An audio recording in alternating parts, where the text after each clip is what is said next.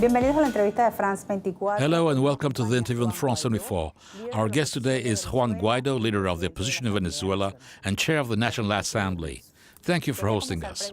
I'd like to ask you first and foremost, over 5 months ago, you self-proclaimed President of Venezuela, and in spite of the existence of a long list of countries supporting you as president, Nicolas Maduro is still at the helm. 6 months are remaining for you as chair of the National Assembly. Do you think that during this 6 months you'll successfully oust Nicolas Maduro? 54 countries are supporting us, the people and the Constitution. I was elected president responsible for Venezuela in the face of a dictatorship because Nicolas Maduro should not be considered as a president, a dictator. An officer was beaten to death. He was actually reported in the news saying 1 week before his assassination, as excoriated the General Assembly. 6 other officers listed the same thing. One should not talk of government. One should not actually be understating this. This is a dictatorship. According to our Constitution, we asked for the executive powers as stipulated by the Constitution so as to organize free elections in Venezuela. We Venezuelans want to choose our future for the well-being. We got 4 million Venezuelans that emigrated, over 15% of the population. This is the most important flow after Syria. 60% of GDP got contracted, and Venezuelans want a change. And when I was elected president and then ruling president, we realized that we needed two different changes. 25% of the population are subject to an emergency crisis. Now, besides, this is what the UN is saying. They observed this. Now, actually, at the end of the day today, Maduro keeps usurping power because he's a dictator. We need, as citizens, we need a civil leader. And I'm the president, ruling president. In the face of the dictatorship, we got the majority. We're mobilized and we're respected by the world. In Venezuela, we no longer have any legal money. The national currency is no longer the bolivar. Unfortunately, we're paying everything with dollars, euros, Colombian pesos, gold. Why? Because our currency got blown apart. There is no purchasing power in Venezuela. 2.3 million % inflation. 2.3 million % inflation. This is totally off the wall, not only in Venezuela, but in the entire region. And this has destroyed our economic system. This created a system, a breeding ground for the creation of a transitional process because the regime destroyed the country and Venezuelans want change. Some polls in Venezuela would show that the movement supporting you would have lost its momentum. Do you think that the proposition that you are supporting lost its steam? On the contrary, it got stronger. There are quite a number of expectations. We need to fulfill. The first one is change. We need to get back to normal situations. People are reported missing. Some people leave. They have to come back to Venezuela. And, you cannot go to market and buy food. We really have to get back to a normal situation. Polls are saying that I lost 2% with respect to last month, but with respect to in January, for example, we are 4,000% higher. And as an MP, I had perhaps a couple points here in the polls, and today we're exceeding 50, 52, 53%. And this is not a question of percentage points. It's a question of fundamental rights in Venezuela and change and needs. We should not waste any time. On the contrary, there are needs. And in Táchira, for example, 2 young people lost their eyes. They were shot directly in the eyes. And the next day, young people went back there and demonstrated, no, we're not going to renounce. We never are going to renounce. We're going to battle so as to obtain our right, the right to live in dignity, freedom in our country. And now, what you're talking about a poll, but this represents 2%. Now, 2% is a margin of error. In percentage points, at least, we need to see things not from a quantitative standpoint, but qualitatively. Venezuela, well, in the country, people want change, and just as the opposition, the parliament, the government, everybody wants to really keep fighting. ¿En qué estatus están las conversaciones Where do you stand with the con Noruega esta de negotiations intermediario? with Norway as a ¿Hay una mediator? perspectiva de parte Is there a suya y de perspective from parte your de la point of view and from oposición para the llegar a un opposition acuerdo y para to reach an lograr una agreement salida and try to pacífica get a la out pacifically from the crisis?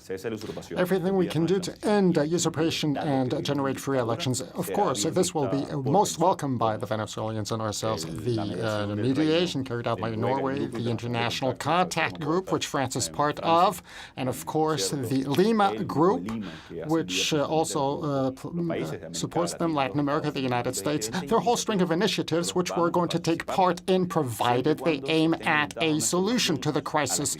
We all want this to be a peaceful solution. We all want this to be an immediate solution. We all want this to be done rapidly. Why? Because this is an actual need.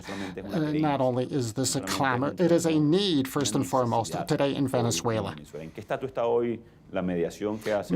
Norway's mediation, and that's a major experience in conflict mediation, has reached a gridlock. If we are able to use it as a means to ease the changes in process, no doubt we are going to use it. But this process should not be delayed or should not be used as a stalling process. We are listening. We do want to sit at the negotiation table. We said that in 2017. And the government at that point did not take us seriously, and they tried to organize rigged elections on the 20th of May 2018, and there were no presidential elections. Hence today's tragic situation or expectations as in 2017. I mean, free elections where Venezuelans are going to decide on their future. A eso iba. This is what I wanted to get to. Can you negotiate with Nicolas Maduro? Is the other part ready to negotiate to get out of this political crisis in Venezuela? You, opposition leader, are willing to negotiate to reach an agreement or just to oust Maduro? We can negotiate with a dictator, someone who murders a commander, or even someone who pokes a child's eyes and kills a child that demonstrates with his mother so as to really use gas instead of charcoal wood. I mean, we've been going 100 years back with wood. There is no more domestic gas. We got a great gas reserve. We're number 8 in the world. We're the main producing country, at least we were at that time. We got an oil production reserve, the greatest on earth, and citizens are using wood, charcoal, not because it provides better flavor to products or food. No, not at all. Why? Because they need to do so. So this is just a given. Now, the answer is obvious, but we're now talking about a dictatorship, and as a result, we need to exert pressure thanks to the citizens and the country's support and our Constitution are battling. Now, we need to cherish our resources and punish those people who violate human rights. This is fundamental. You cannot consider Norway as one single mechanism, because otherwise dictatorship would actually not take us seriously at all. In Europe, this has to be considered as a pressure mechanism, just as civil demonstrations, such as diplomatic pressure, protecting resources in Venezuela. This has to be a part of a strategy so as to obtain a transitional process. If we need to do this through an Oslo mechanism, so much the better. We need to find a solution to that conflict. We know all too well that 271 children were murdered because they demonstrated. 271 young underage or young people anyway. Why? Because out of those people that were murdered because they were actually demonstrating for power, gas, public transportation, or just for the right to vote, most of those young people, 90%, were underage, or at least were less than 25 years of age.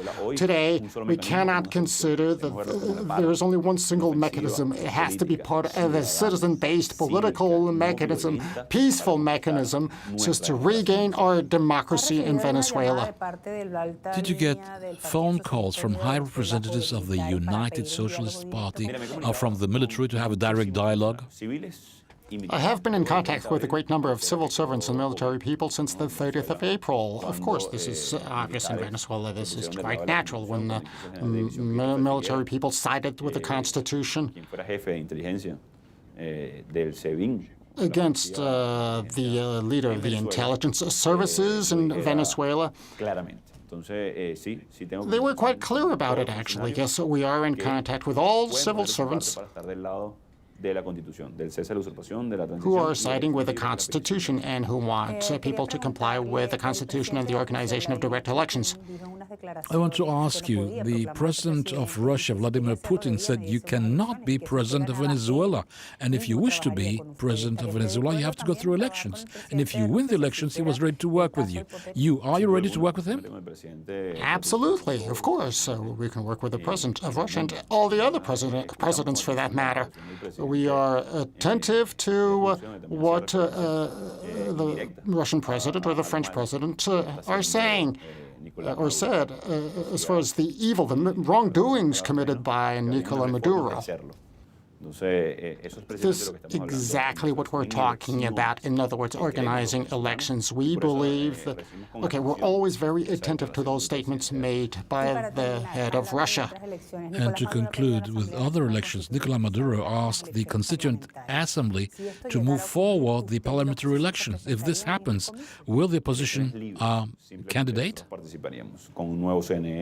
Free elections, of course. We are going to participate in those elections with international validation, with international observers, and with a permanent register in all countries of the world. Now, this tragic situation here stems from the regime's refusal to accept elections. In 2018, we had no presidential elections. And the head of parliament needs to assume the competencies and power to organize free elections. I was actually selected for that purpose in a dictatorship, so as to face up to an unprecedented situation in our hemisphere and for the organization of elections for progress and to regain our freedom and our democracy. And what the dictator is talking about is totally unreal. If a presidential election is not recognized, it's just going to extend that situation. This is not the issue. Usurped power in Miraflores, that's the issue. Thank you. This is the end of the interview on France 24. Thank you.